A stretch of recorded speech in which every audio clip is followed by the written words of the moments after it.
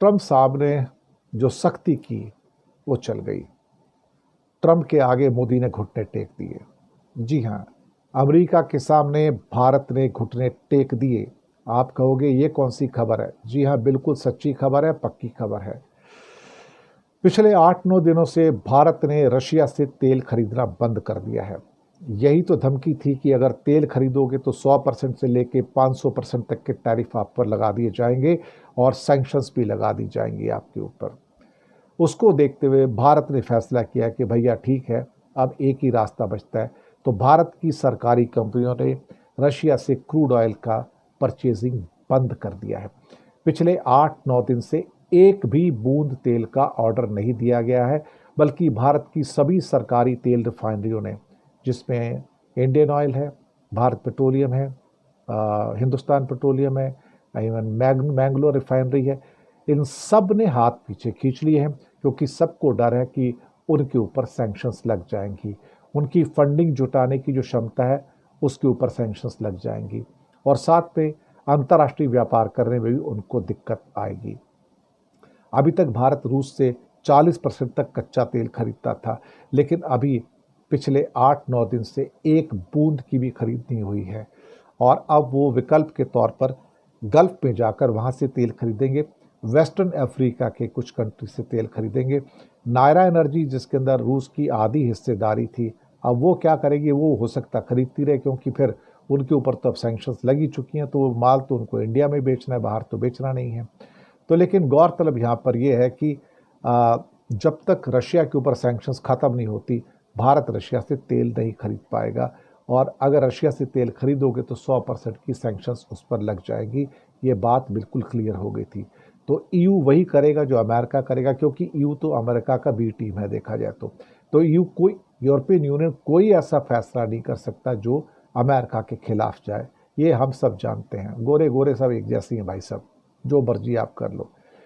अब जो टैरिफ की जो गति थी वो तो आपके सामने है, 25% टैरिफ लगा दी जाए, लेकिन भारत के द्वारा रूस से तेल खरीदने के मामले में इतनी जल्दी घुटने टेक दिए जाएंगे, मैंने इसकी उम्मीद नहीं की थी।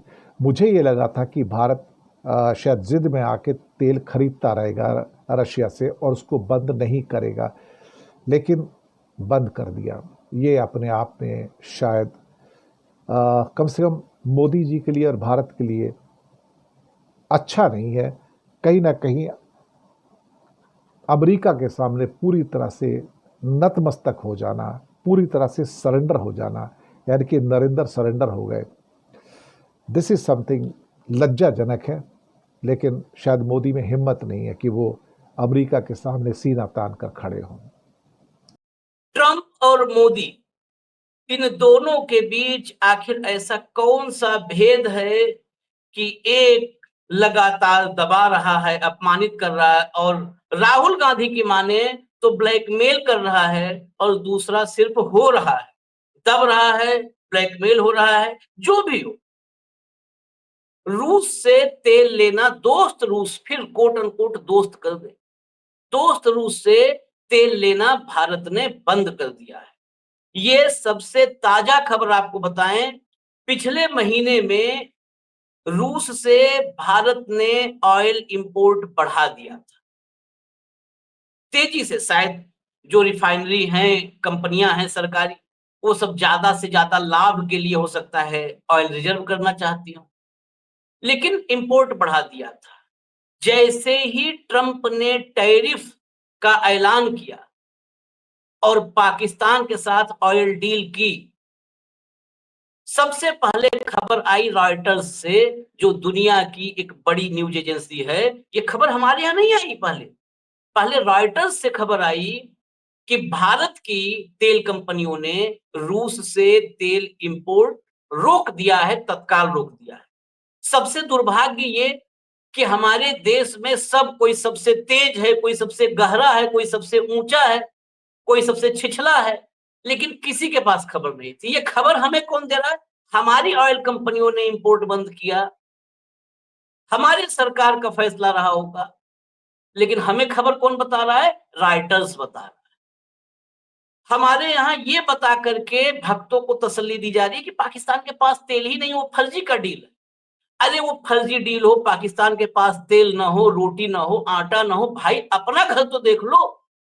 लेकिन इसे कहते हैं सैडिस्ट वाला जो मानसिकता होती है ना, कि पड़ोसी के यहाँ बुलडोजर चल रहा है, चलो कोई बात नहीं, हमारा पूरा घर जो है गिर जाए कोई बात नहीं, उसका भी कम से कम बाहर का बरामदा तो गिर जाए, बरामदा गिर जाए उसका।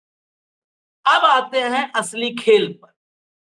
ये खबर राइटर्स से आई कि भारत के जो स्टेट रिफाइनर्स हैं, यानी सरकारी कंपनियां जो हैं, उन्होंने रूस से तेल खरीद रोक दी है। और देखिए, भारत से ये खबर लिखी गई है, निधि वर्मा राइटर्स की यहाँ की संवाददाता, लेकिन भारतीय चैनलों के पास, मीडिया हाउसेज के पास खबर नहीं है।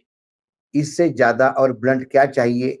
और सरेंडर किसको कहते हैं, या सरेंडर की कोई नई परिभाषा पामिरियंस ने निकाली होगी तो वो बताएं। बार बार हम कहते हैं कि आप क्यों, जब जब जब आप नीचे मुंडी करोगे वो और दबाएगा। और सिर्फ रशिया का नहीं है, उनके जो विदेश मंत्री है आशीष जी, उन्होंने जो बातचीत एक फॉक्स टेलीविजन के साथ बहुत बातचीत करते हुए कहा कि रशिया के साथ आपके डील ये सिर्फ पेट्रोल के नहीं है, रशिया से आप कोई मिलिट्री साहित्य भी लेंगे तो भी ट्रम्प साहब नाराज होंगे। उन्होंने कहा कि ट्रम्प साहब बहुत नाराज है इस बात से। ये रशिया का आगे नाम इसलिए रख रहे हैं कि वो आने वाले समय में यदि भारत ने अमेरिका की बात नहीं मानी तो फिर रशिया के नाम से ये यूरोपियन यूनियन को भी, अपने मित्र देशों को भी आपका बायकॉट करने का प्रयास करें। नहीं, नाटो ने तो नाटो ने धमकी दी ही है, नाटो के चीफ ने धमकी दी ही है, भाई और नाटो में ने सब धमकी दी, हाँ। आ जाएंगे। अब प्रॉब्लम ये है आशीष कि इन्होंने रशिया को क्या कहा, जब रशिया ने कहा कि आपके सैंक्शन की हम चिंता नहीं करते, तो इन्होंने कहा हम उस पर सैंक्शन लगाएंगे जो आपका माल लेते हैं। भारत ने यदि कहा कि हमको अमेरिका के सैंक्शन से फर्क नहीं पड़ता, तुम 25 नहीं 50% डील लगाओ, तो फिर वो वही ट्रीटमेंट देंगे भारत को कि तुम फिर हमको नहीं देते हो तो और कहाँ देते हो, हम वहां ब्लॉक करवाएंगे।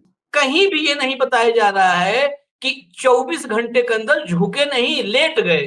क्यों बंद कर दिया, क्यों बंद कर दिया इंडियन ऑयल ने, क्यों हिंदुस्तान पेट्रोलियम ने बंद कर दिया? हमने उसी दिन कहा था, जिस दिन आपने अमेरिका से क्रूड खरीदने का एग्री कर लिए, और अमेरिका ने जब ये कहा कि हमको आपके साथ धंधा करते समय हमको प्रॉफिट चाहिए, आप घाटा उठाइए, हमको मुनाफा कमाइए।